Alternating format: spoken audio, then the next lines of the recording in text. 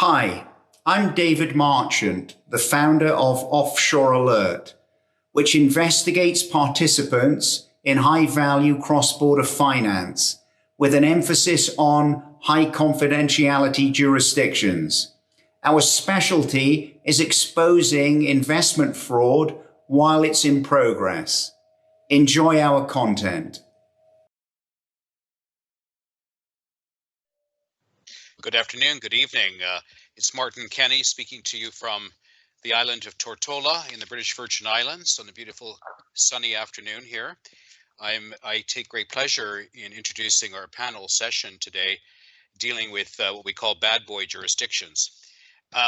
We have Sara Sheffield who's with us from Dubai, where it's in the evening hours on her Friday night, even though it's our Thursday night, because I guess in Dubai it's a weekend starting tomorrow. Sarah's from Australia originally, I think in the public prosecution side originally, but works at Charles Russell in commercial litigation and fraud cases in Dubai. Stephen Baker, my distinguished colleague from the bailiwick of Jersey, a medieval bailiwick in the Channel Islands, is with us today. Stephen is a well-known advocate in fraud recovery, and he was qualified initially in England, where he's from, but been in Jersey for a number of years now, I think since 2003 or so, Stephen. And Stephen and I both are members of FraudNet, so we get to see each other quite frequently.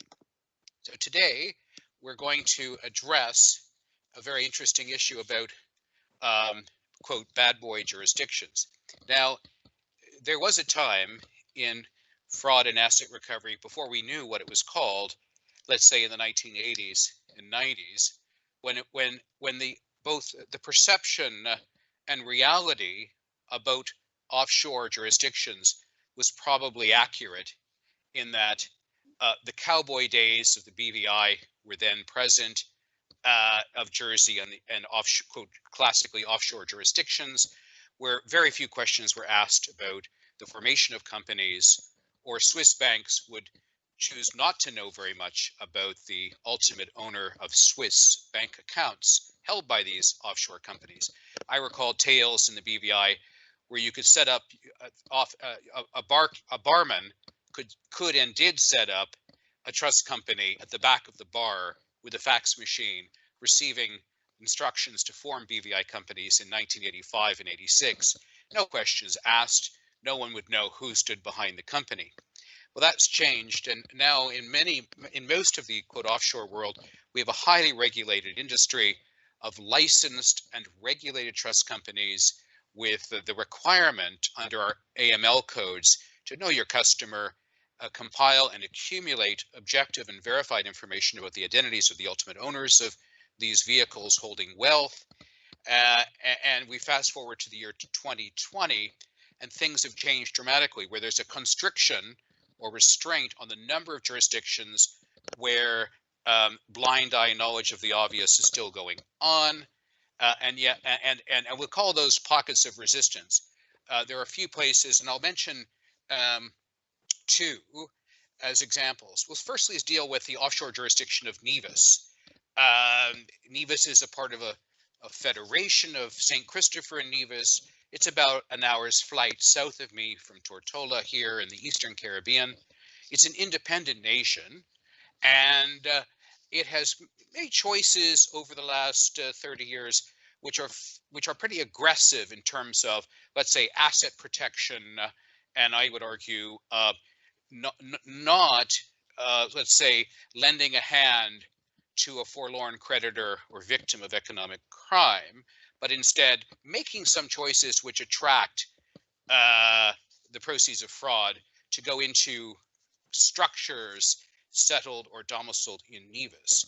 And a classical example of that is the Nevis International Trust Ordinance that was established, I think it was initially established in the mid-1990s. In those days, there were two lawyers from America, from Colorado, who would peddle this statute to places like the Cook Islands and Nevis at $50,000 a roll. And these were really aggressively drawn statutes designed to really make it difficult for victims or creditors to get money out of such a trust. And the key points are that a victim of a fraud would have 2 years within which to go to Nevis, ferret out enough information about the trust to bring a claim to try and claw back money put into the trust out. And they'd have to show, and if you didn't discover the settlement of value into the trust within that 2 years, you're out, even if the information about the trust and its settlement was concealed from you, which I would say is outrageous. So a fraudster steals your money and he conceals where he put it for 2 years in Nevis, and you're done. Number two, you have to prove beyond a reasonable doubt to the criminal standard of proof that the gift or settlement into the trust was intended to defraud the specific claimant who comes forward. Number three, claimant has to post a bond of $100,000 to start proceedings as security. Number four, all proceedings in Nevis have to be done against a trust in camera. So newspapers, open justice, these notions that can provide a little bit of a check and balance on what judges and lawyers do in a proceeding are out. No TV cameras, no newspapers. In fact, the lawyers and parties involved are gagged by the law from even mentioning the case. We had such a case involving a Nevisian trust where $150 million got shoved into one of them out of Russia. The liquidator, whose estate was robbed of the money, was not able to be told about this gift. What happened was that an intermediary involved in the structure in England got concerned for his criminal risk and filed for directions in Nevis about the settlement, concerned that he may have been involved in the commission of an offense and wanting the Nevis court to sort it out. We were engaged by him to effectively pitch in for the interests of victims or creditors, but without being able to talk to our ultimate, let's say, theoretical client whose interest was at stake in the submissions we were making. The case was transferred to the BVI because Nevis, it can be slow for such a complex trial.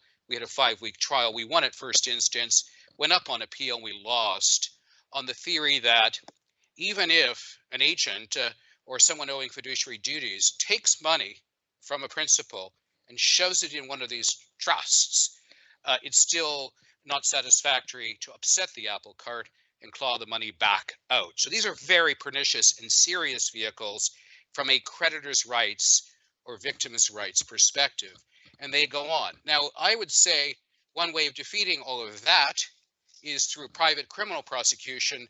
So I look forward the next time we have those kinds of facts to simply ignore the civil clawback action, which is seriously problematic for victims, and instead just start up in Nevis a private prosecution. The DPP could take over it and kill the case, but if it's done enough publicly, and there's no restriction, I think, in a private prosecution against airing the victim's plight to the newspapers, I think it might be difficult for the DPP to kill the case. So maybe we could get some justice that way. Now, the next example I'll give is South Dakota.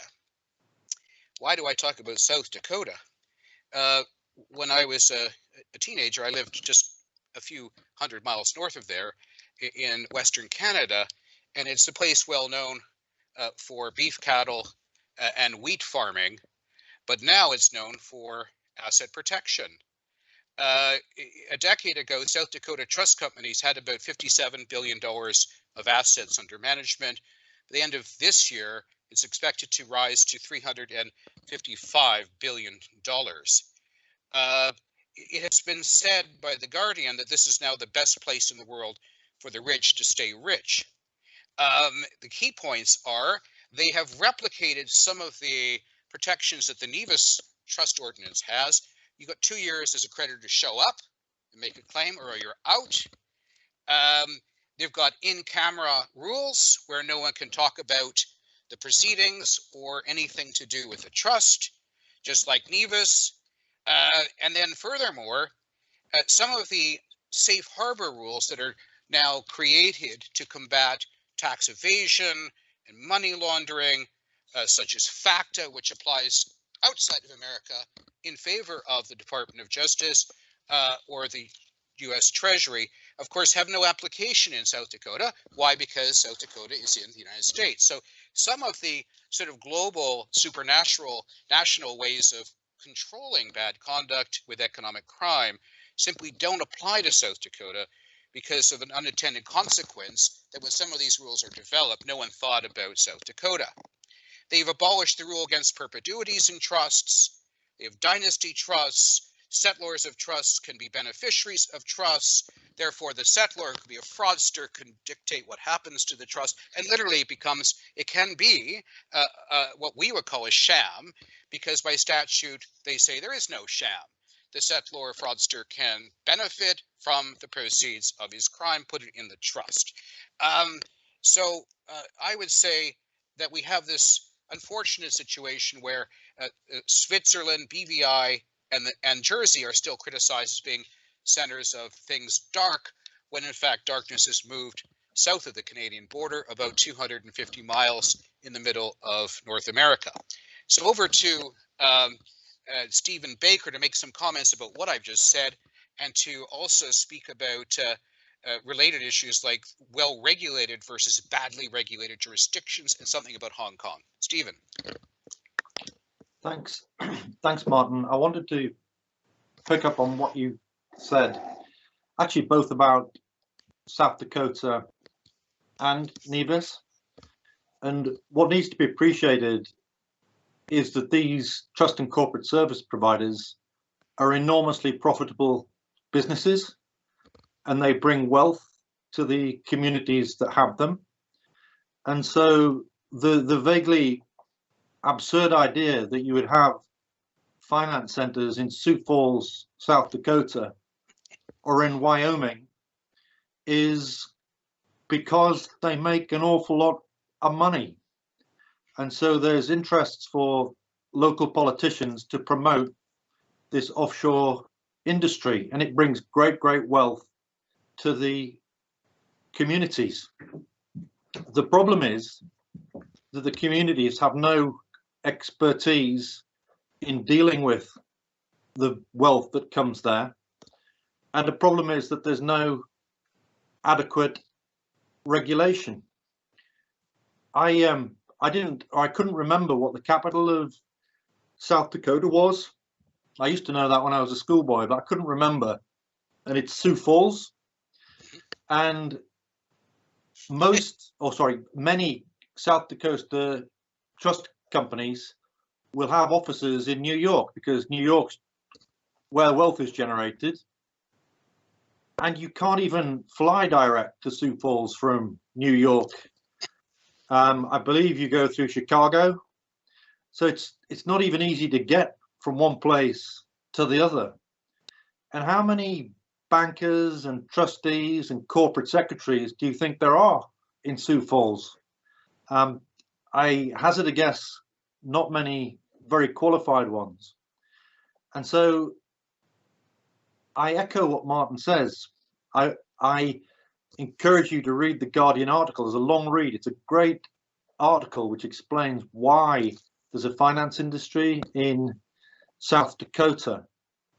And I ask you to open your mind, broaden your mind. What is the biggest risk? Where are fraudsters going to put their money?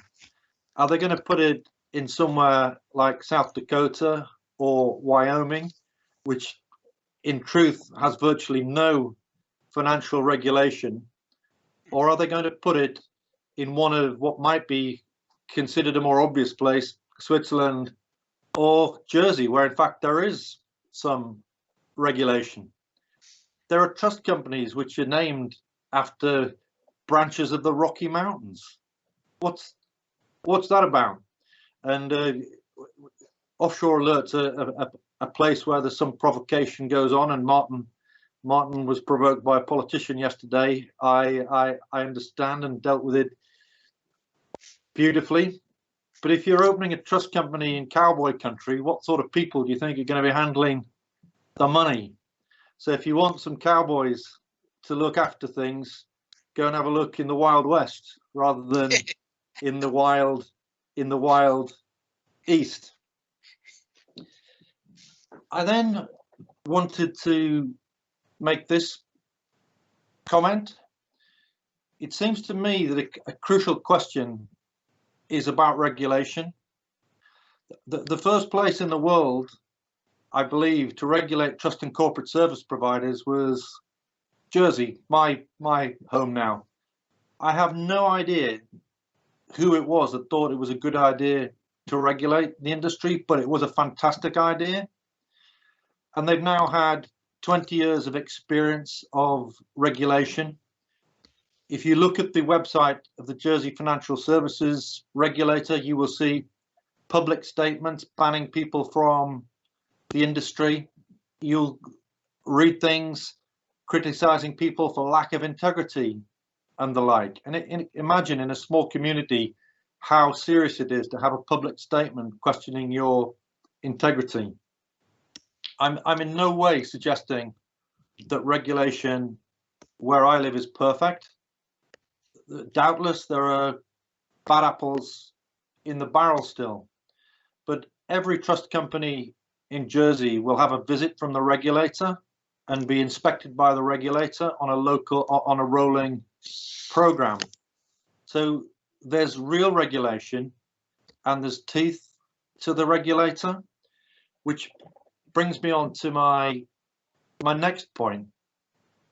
Lots of offshore centres now say that they're well regulated.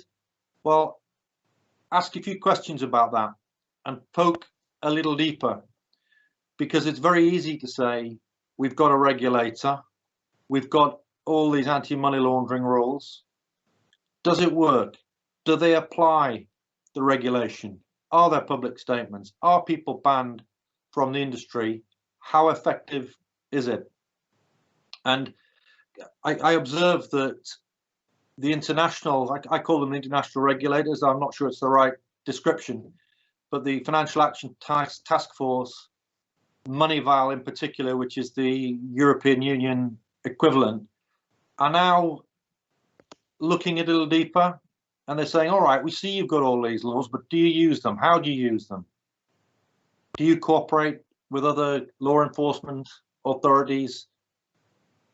Do you check beneficial ownership of companies and trusts? So keep an open mind.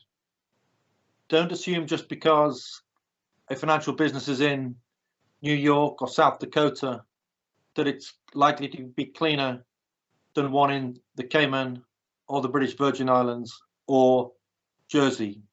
All these jurisdictions needed to be considered separately and with an open mind. I'm going to move on briefly to another topic. If you're going to use a corporate vehicle to launder money, which one would you use? Would you use an English company where there's no checking whatsoever, or no proper checking whatsoever as to who the beneficial owner is? You can tell the English company's house that the company is owned by Joseph Stalin, and it's not likely to ask a question. Whereas if you go to my jurisdiction, the regulator has been keeping records of beneficial ownership for 20 years, for over 20 years, and it's been testing the answers that it gives. So you can only incorporate companies unless you're Jersey born and through a Jersey financial service provider, and those people have to check, and it gets checked by the regulator as to whether they're keeping up. And so the truth is that my jurisdiction, Jersey, probably has a model company registry. There probably isn't one better in the world than Jersey. That's probably true. And we could probably argue, somebody would doubtless argue it, but for those in the know, corporate registrars around the world, Jersey has a great reputation for a great company registry. But London, well, it's in Wales actually, the company's house, it's a shambles, I'm afraid. And I say that as a proud Englishman. We've got a few things to be a bit ashamed about at the moment, but our company registry is shameful.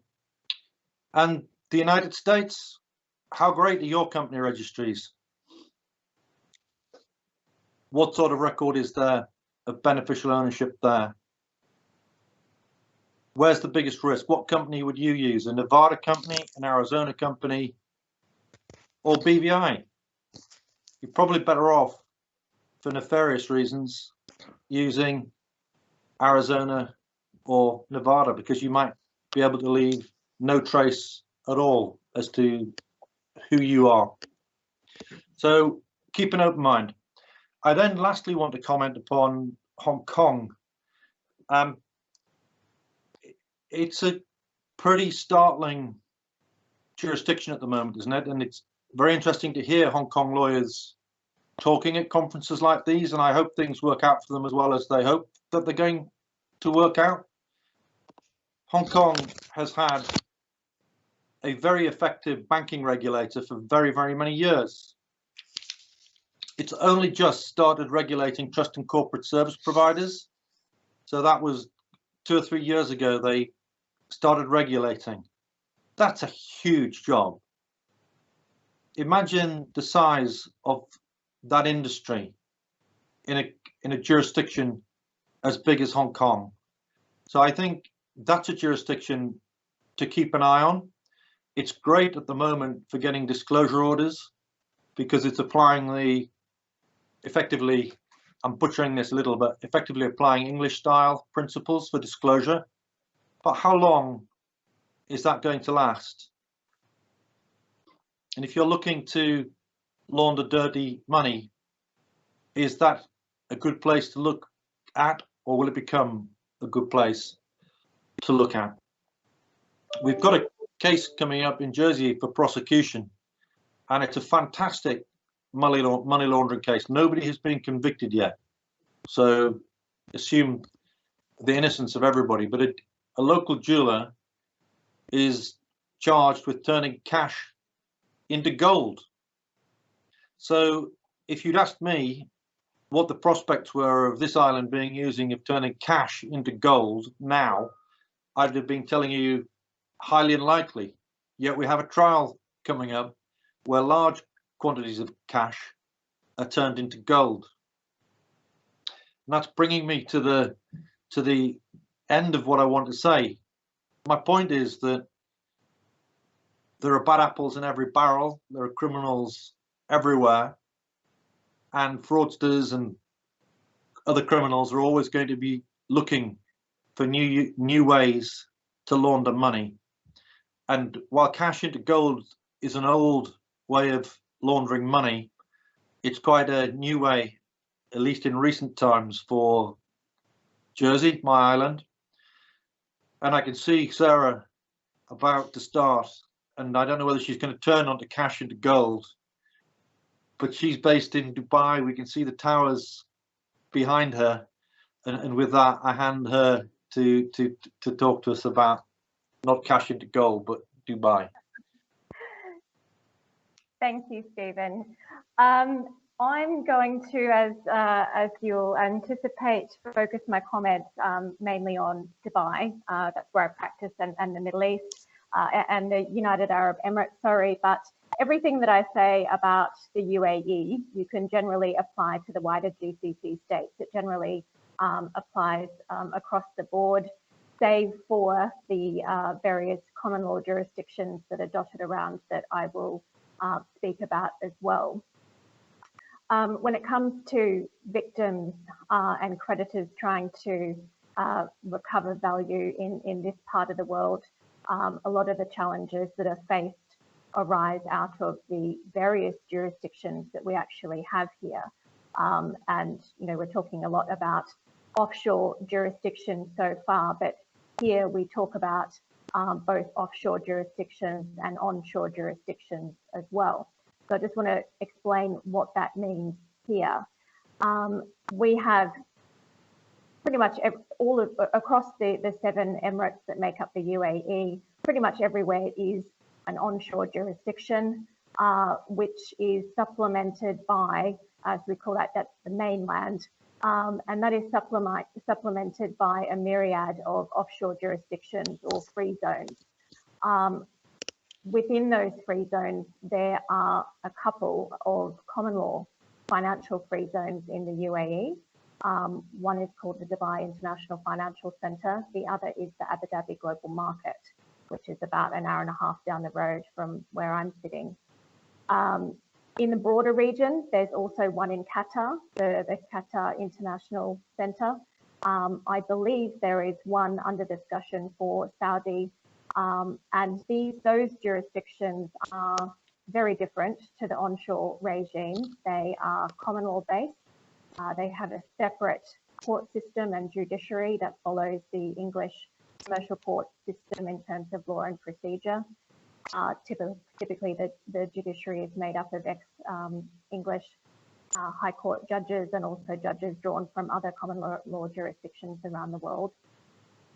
And outside the common law jurisdictions is where things get a lot more difficult. So in the onshore area, a lot of the difficulty arises from, well, you basically call it, I would say it's varying shades of opaque, whether you're onshore or in various of the free zones.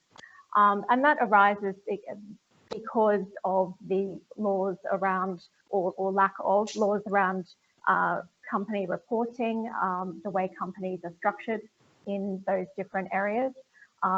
So in the onshore areas, historically, that required 51% local Emirati ownership.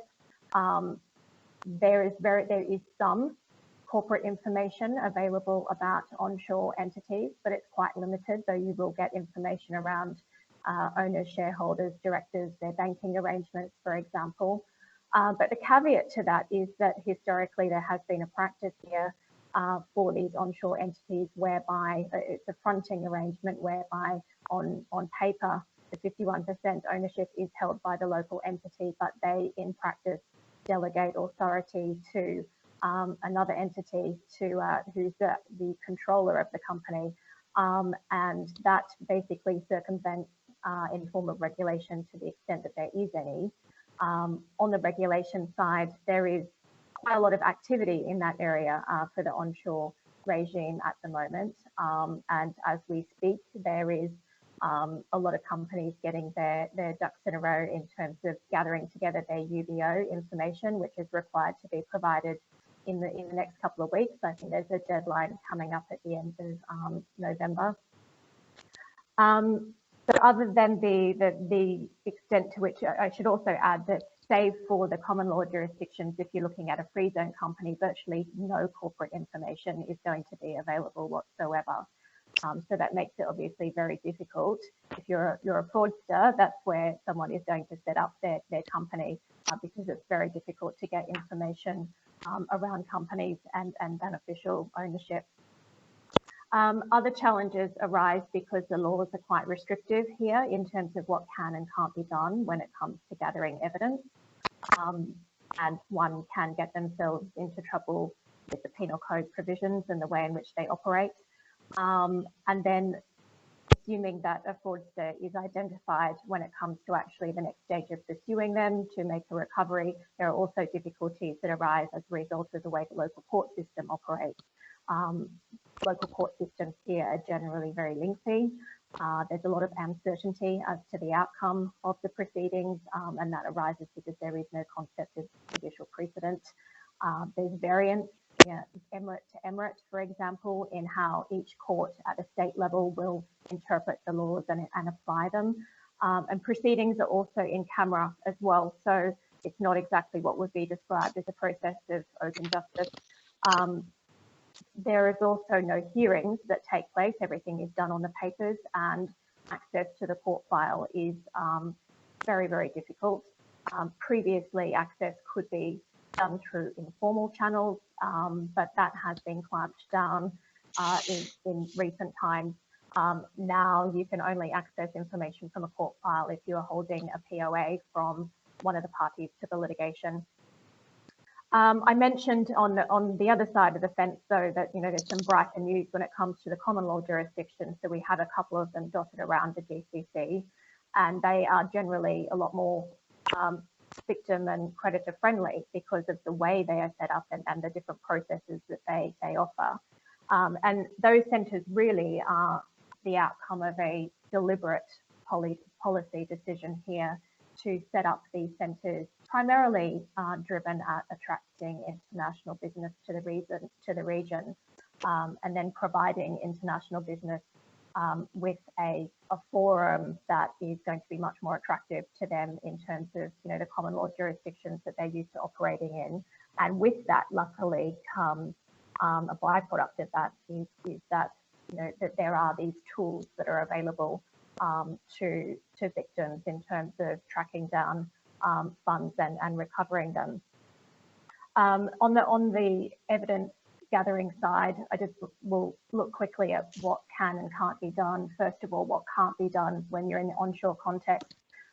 Hopefully there's no fraudsters listening into this because I'm essentially giving them the keys to the getaway car. But a couple of things to be mindful of are that if you are approaching potential witnesses or targets in this jurisdiction, you do need to be quite careful how you step.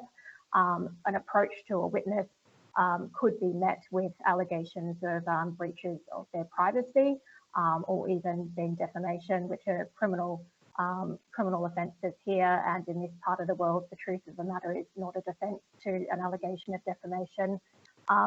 Private investigators have been known to come unstuck in that respect, and it's not unheard of for a convicted fraudster to then bring a claim against the investigation firm that has pursued them and pursue them for defamation, for example.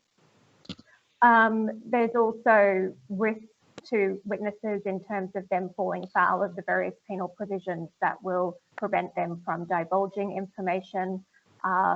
There's laws around, the cyber crime laws, which will prevent unauthorized access of electronic information. So from all of that, you probably deduce that private prosecution is not available here, and it's not permissible for private investigators to openly conduct investigations.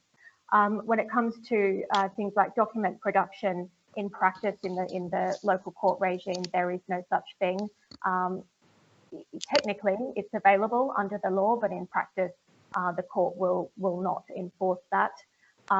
There are a couple of things that can be done, which is better news for victims in terms of accessing information. You can ask the court to appoint an expert who will be mandated to go and knock on the door of companies, whether they be in the onshore jurisdiction or in the free zones, and ask for information or documentation handed over. The caveat to that, though, is that court-appointed experts here are given a very low sum of money, probably equivalent to a few $1,000s to carry out their mandate. And so, as you would expect, they don't necessarily, not particularly robust in carrying out their mandate. And so if they knock on the door and they're turned away, they're probably not going to go back a second time, and they'll just report back to the court that the mission was unsuccessful. There are various ways of getting around that and helping that process. So a party might engage their own expert privately to basically hold the hand of the court-appointed expert, do the lion's share of the work. And the idea is that the court-mandated expert will effectively adopt the party-appointed expert's findings. The use of criminal proceedings as a tool for evidence gathering. Victims here don't have formal party status. They will be the complainant, and then it's turned over to the police and the public prosecution. There's also no guarantee that they can remain involved in the process, but there's no guarantee that they will be provided with documentation or information from the public prosecutor throughout that process. The best you could probably hope for, and it's ultimately at the discretion of the particular public prosecutor, is to perhaps have sight of the file. That said, there are some advantages to involving the public prosecution, although obviously to a degree you're handing over control as opposed to a civil recovery. But There have been, as I mentioned before, some significant changes recently to the UBO regulations here, also economic substance regulations as well that apply to certain types of companies that are now required to report the level of their activity here. That also applies to holding companies. That information, whilst now collected by the authorities, is obviously not publicly available, and it can't be accessed, but it can be accessed by a public prosecutor, and so that information will come out through a criminal investigation. In terms of a victim obtaining restitution through the criminal process, they will not receive restitution directly. What they'll have to do is file a civil damages claim in parallel, which will typically be stayed pending the outcome of the proceeding, the criminal proceeding. There are a couple helpful developments in that respect, though, particularly under the recent AML regulations. And this is a very recent development that in the last 2 weeks it has been announced that a new AML court has been set up onshore that is going to be specifically designated to deal with AML cases. It obviously remains to be seen how that is going to play out in practice. Under the AML regulations, there's also technically a pot of money that should be available to victims of fraud. In reality, though, I think that I'm not aware of any private victims other than state victims being able to actually make recoveries from that pot. There's probably a bit better news when it comes to the common law jurisdictions because of the way they're set up. As I've mentioned, they apply English law, English court processes. The English court judges have also been very firm in their statements as to their attitude toward fraudsters, and that they've been very clear that the DIFC court, for example, must be in a position to respond to fraud and deliberate evasion. In terms of accessing court records, court proceedings are publicly available, very much so. You can log on to YouTube and watch a DIFC court proceeding happening in almost real time. There's a publicly searchable companies register. There's a regulator, the Dubai Financial Services Authority, which is very much based on the FCA in the UK. There are disclosure requirements.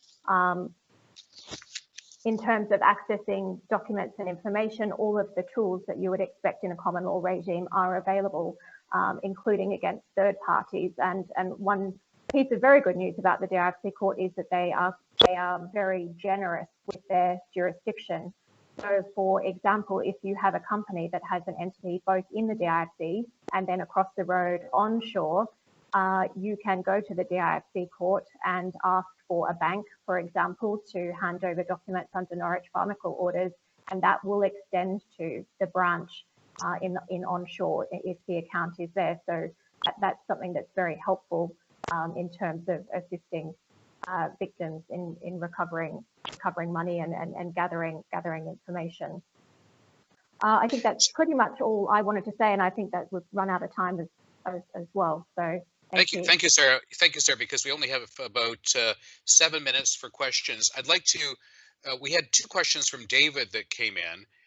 One of the attendees. The first one, quote, "Wouldn't such gag orders in South Dakota violate the First Amendment protections of the U.S. Constitution?"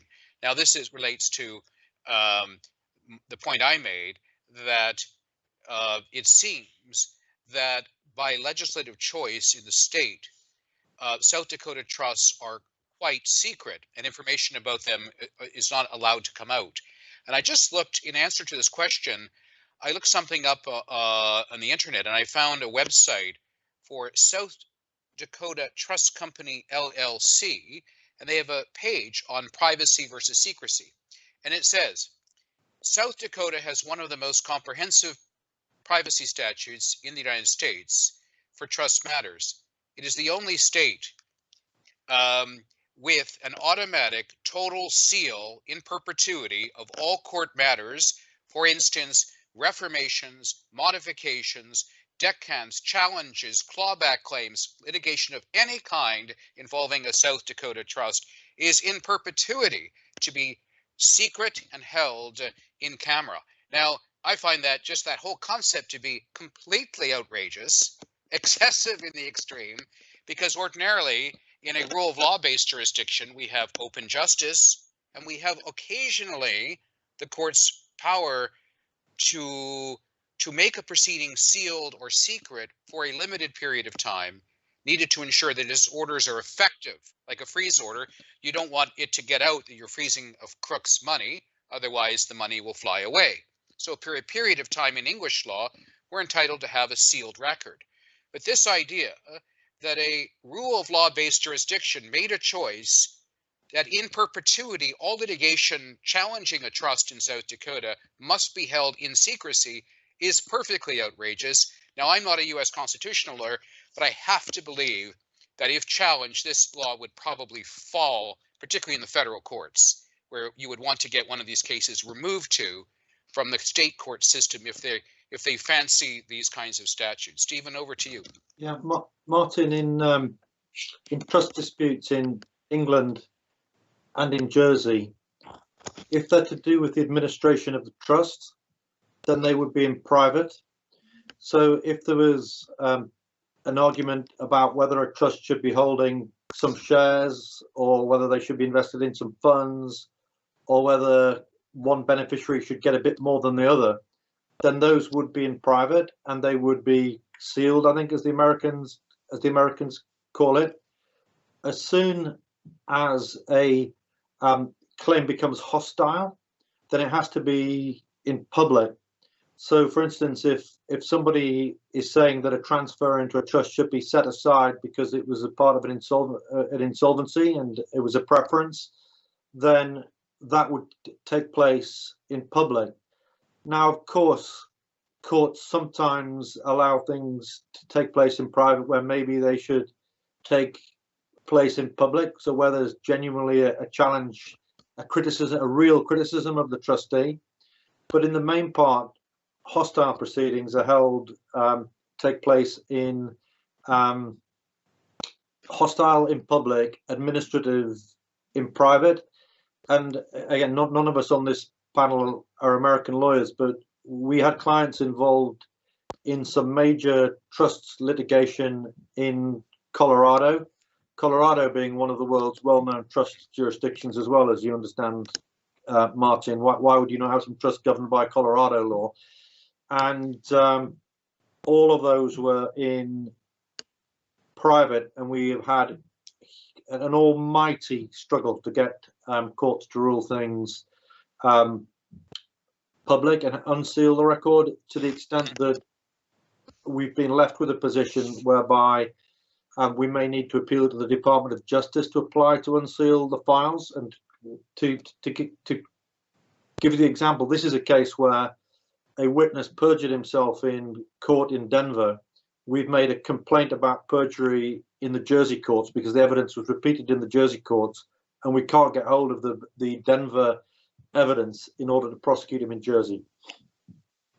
The second question that David asked was, and we only have 3 minutes left, what are the panelists' views of the new legislation passing through the United States Congress right now, under which all United States domiciled companies will be obliged to disclose the identity of the UBOs of a company into a database operated by FinCEN? Now, the short answer there is I was on a panel of the American Bar Association International Law section in June of this year, and we studied this particular bill as it was drawn then. And there were, I say there were two problems with it. One, it's the same story as in the United Kingdom.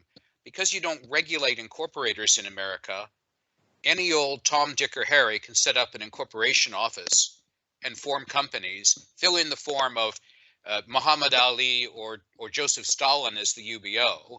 So there is no objective way to verify the information, the way they've set up this bill, of the information flowing into FinCEN. So it'll be just like the UK, where crooks will just, the rubbish will flow into FinCEN and it'll go nowhere. So thank you very much indeed. Thank you very much. Thanks for watching. Consider subscribing to our investigative news and documents service and attending our events. For more information, visit offshorealert.com.